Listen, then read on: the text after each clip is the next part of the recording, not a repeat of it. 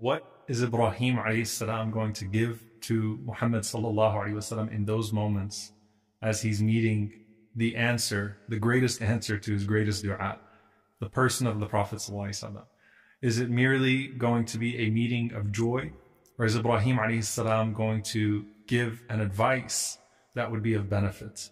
SubhanAllah, it is so beautiful that Ibrahim alayhis salam, who cared so much about the succession of faith in this world, even as he is in the seventh heaven, is still thinking about the continuation of Allah's worship and glory in this world. Ibn Mas'ud radiallahu ta'ala anhu, he narrates that the Prophet sallallahu alaihi wasallam said, when I met Ibrahim alayhi salam on the night of Al-Isra wal-Mi'raj, he said to me, O Muhammad, send my salam to your ummah.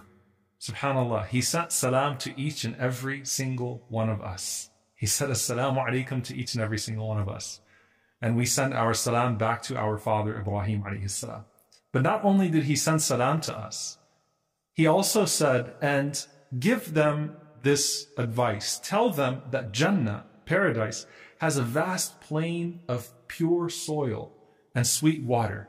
And it is set as a plain leveled land. So he's telling us about the soil of Al-Jannah, the soil of paradise. And he said, the plants and the trees on that land, on that plain, grow with the utterance of Subhanallah, walhamdulillah, wa la ilaha illallah, wallahu akbar. Tell them that the seeds that grow, plants and trees in that sweet soil of Jannah that is nourished by the sweet water of Jannah are the sweet words of Subhanallah, walhamdulillah, wa la ilaha illallah, wallahu akbar. Subhanallah, how perfect is Allah. La ilaha illallah, there is no God but Him. Alhamdulillah, all praises are due to Him. Allahu Akbar, Allah is the greatest. SubhanAllah, you keep on repeating Subhanallah, walhamdulillah, wa la ilaha illallah, wallahu Akbar. This is a message from the seventh heaven, from Ibrahim alayhi salam to his descendants, because we are amongst those who followed him. We pray that Allah subhanahu wa ta'ala counts us amongst them by virtue of being from the followers of Muhammad sallallahu alayhi wa sallam. And this nasiha, this advice is for us. Subhanallah, alhamdulillah, la ilaha illallah, Allahu Akbar. And so you see something beautiful happening on the night of the Isra wal-Mi'raj. When the Prophet ﷺ met Musa alayhi salam, Moses, peace be upon him, gave the Prophet ﷺ advice that would reduce the prayer for us by the Prophet ﷺ asking Allah to reduce the requirement of prayer for us so that the burden could be lessened.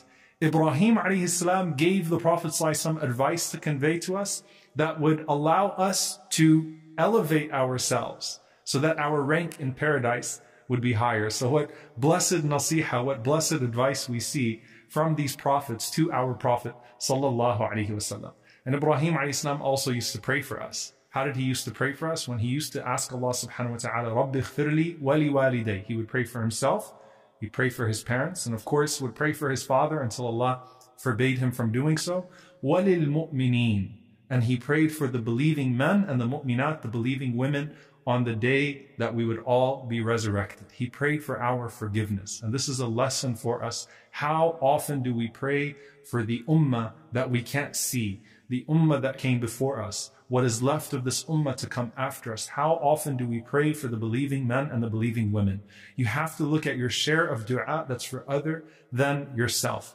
And the Prophet ﷺ, he said to us in a hadith, a narration by Ubadah ibn Samit radiallahu ta'ala anhu, that whoever seeks forgiveness for the believing men and the believing women, Allah subhanahu wa ta'ala writes down for him a good deed for every single one of those believing men and believing women. How many believers are in the world today?